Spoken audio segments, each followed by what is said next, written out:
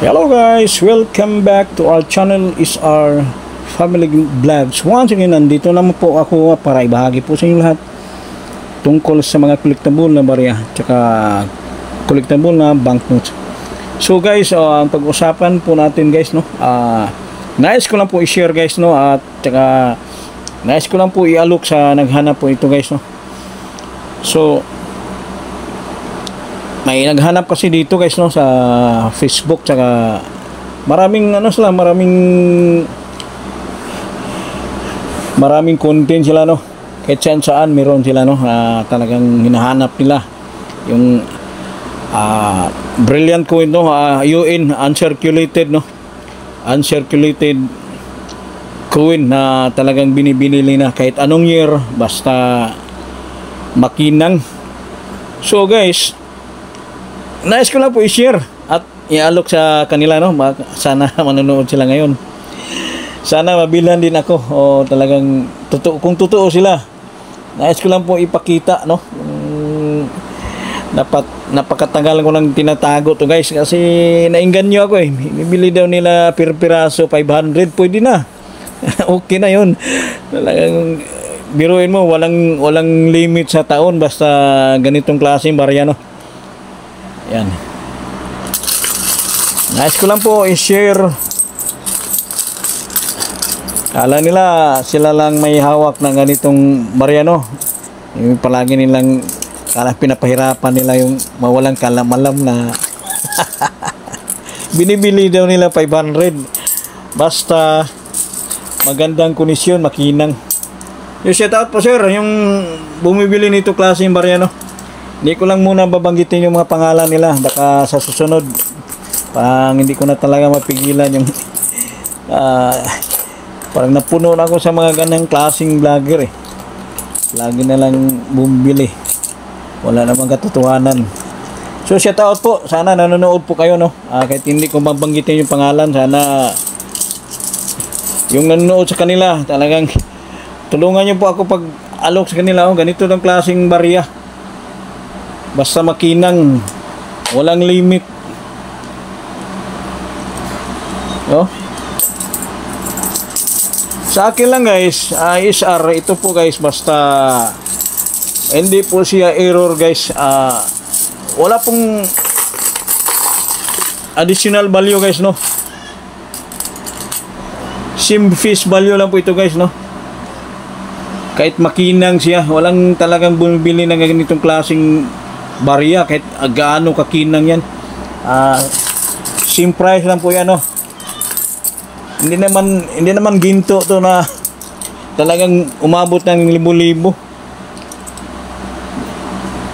Brush lang ito guys, no. Nickel brush lang, wala namang halong ginto. Huwag kayong maniwala ng bumibili ng mga ganitong klaseng barya na mas mataas, no, sa collectibles value niya, no. Yan po ay common lamang guys, no. Wala pong katotohanan yan. So ang i-share ko lang po ngayon, talagang ipapakita ko yung talagang binibili ni Isara mga ganitong klaseng barya na error ko, no. Wait lang guys, no. Hanapin ko muna guys, no. Hanapin ko muna para i-compare natin sa bagong huli ni SR at para makita sa viewers, no, maintindihan nila. Ito na guys, no. 1996 guys, no. Ganitong barya ang binibili ni SR. Pero hindi gaya na sinasabi nila na 1996 na walang mint mark daw. Sa totoo lang guys, nais ko lang po i-share para malaman nyo po, lalo na sa mga walang alam sa barya, no. Sa totoo lang guys, si BSP talagang walang ginagawa na 1996 na without mint mark, no, without mint mark.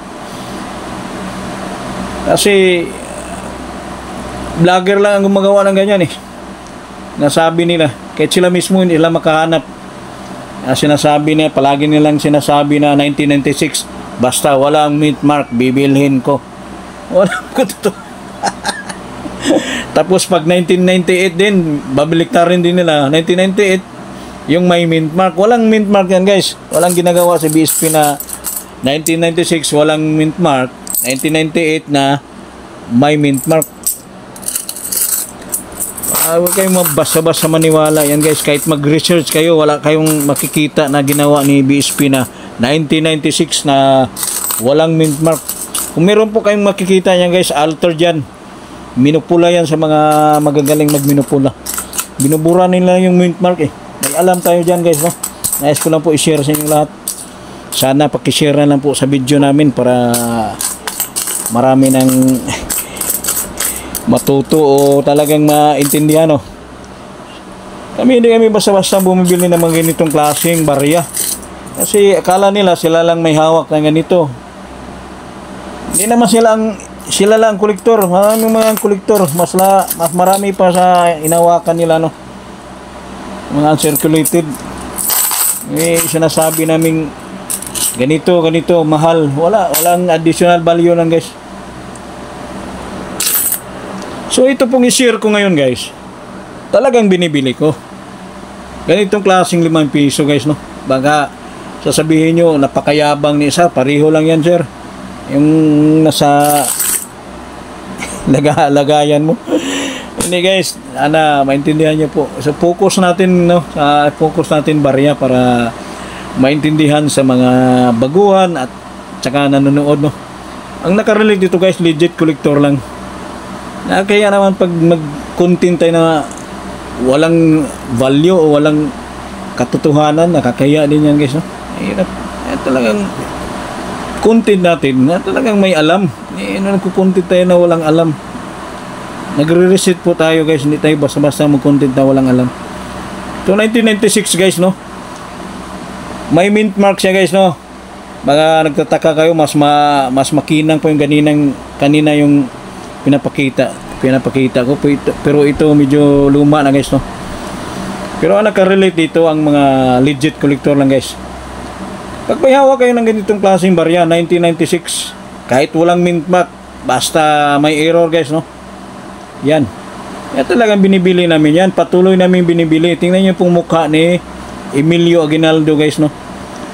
Lahat ng mga viewers dyan basta-basta maniwala ng mga bumibili ng mga common. Wala pong katotohanan yan guys. Panghatak views lang yan guys. Pag hindi ganitong klaseng content nila na pinapakita, talagang maniwala ako. Pag mga ganitong binibili nila, 100% ako agree. Yan, oh. Yan, patuloy namin binibili.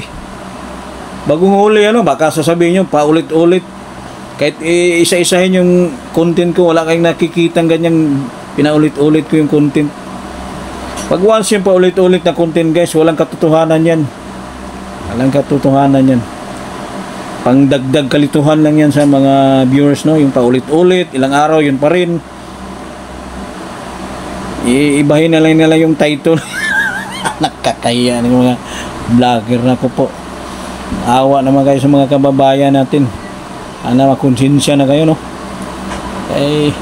Yung sa amin dito, hindi naman tayo after natin yung makakapira tayo dahil sa mga kalukuhan na content, no?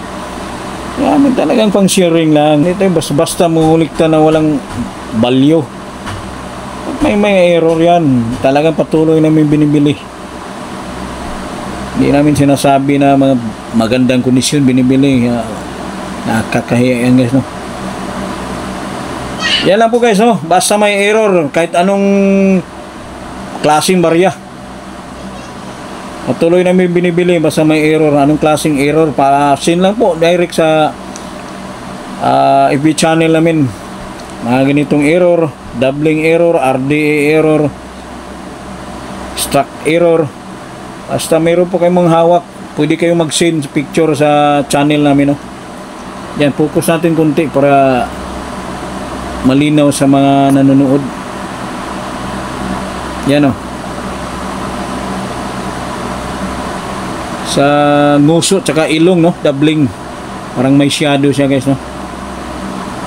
Yan, patuloy namin binibili guys, no? Hindi kami basta-basta bumibili na walang error na kakaya yan. Wala namang value yan. Binibili na Sus, Mariusip. Kala nila sila lang may hawak ng mga pinahanap. Hindi naman lang bumibili. Kahit saan, PM lang. Kung na bahala pamasahe nyo, yung bumibili nito. Yan lang po guys, no? Yung pag nagustuhan yung content namin, pakishare na lang po, no? Para hindi na kayo umaasa sa mga bumibili na hindi naman bumili. Para malaman nila kung alin o sino ang totoo na talagang legit collector o bumibili ng barya, no? Makikita nyo sa content, iisa-isahin nyo, i-compare nyo sa lahat ng collector para malaman nyo kung sino talaga ang legit collector, no? Mag-base kayo sa content nila, basihan nyo. Diyan kayo matututo, hindi kayo basta-basta maniwala. Talagang Pinoy tayo, alam mo naman mga Pinoy. Huwag kayong basta-basta dyan. Yung mga ganyang content, mag-gets nyo na yan. Hindi yung talagang sila content, gawa-gawa lang yan para for views only lang yan guys, no? Amin dito kahit walang manonood, basta yung pinalabas namin talagang katotohanan lang guys, no? So yan lang po guys, no? Talagang palagi naming content na talagang for sharing, pangdagdag kaalaman sa mga baguhan, tsaka para po sa mga legit collector, no? Kaya naman pag mag content tayo na walang katotohanan, mas marami pang talagang mas magaling sa atin ng mga collector, mga pagtawanan tayo, no? Yan lang po guys, no? Maraming salamat sa walang sawang panonood sa channel namin, SR Family Vlogs. Patuloy lang po kayong manonood sa channel namin para dito po kayo makakuha ng idea, no? At madagdagan yung kaalaman niyo para hindi na kayo umaasa, no? Thank you very much. Bye bye.